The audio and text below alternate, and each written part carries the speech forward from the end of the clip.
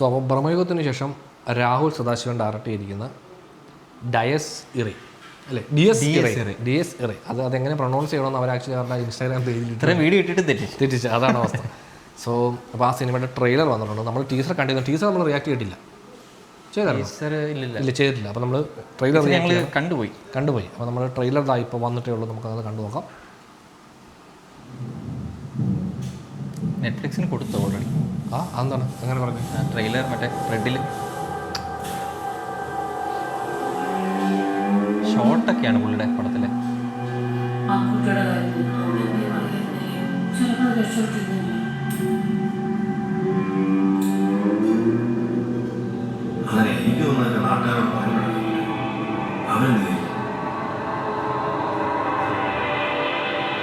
എന്താ തോന്നലിപ്പോ ശരിയായില്ലേ?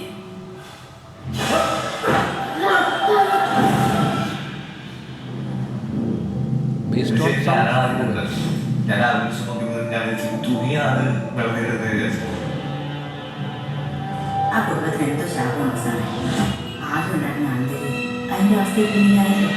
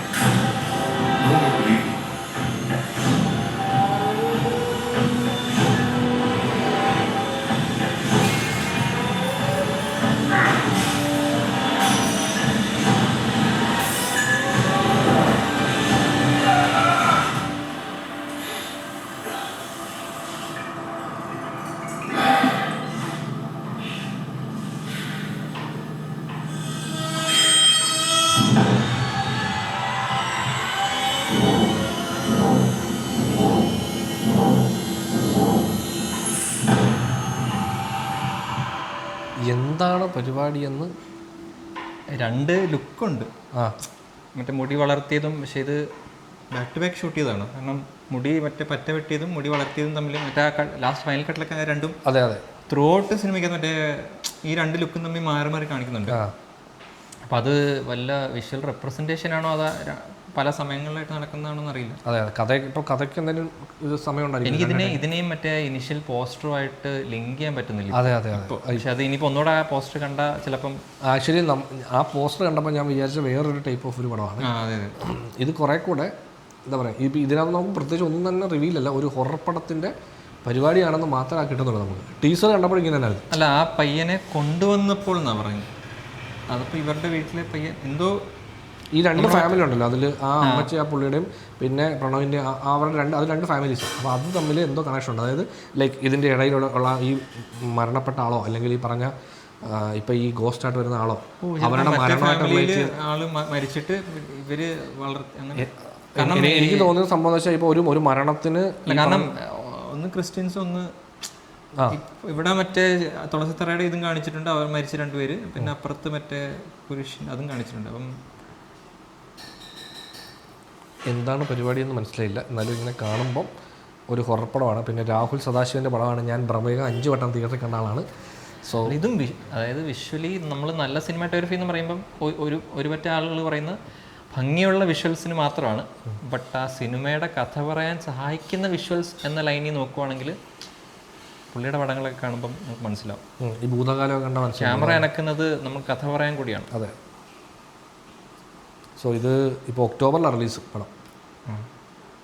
ഈ മാസം കുറേ ഉണ്ടല്ലോ. അതെ, ഒക്ടോബറിലാണ് റിലീസ്. അപ്പോൾ നമ്മൾ വെയിറ്റിംഗ് ആണ്. കാര്യം ഒക്ടോബർ ട്രെയിലറിനകത്തുനിന്ന് നമുക്കിങ്ങനെ ഒരു ഭയങ്കര എന്താണ് പരിപാടി എന്ന് കിട്ടാത്തതുകൊണ്ടൊരു ചെറിയ വിഷമം മാത്രമേ ഉള്ളൂ.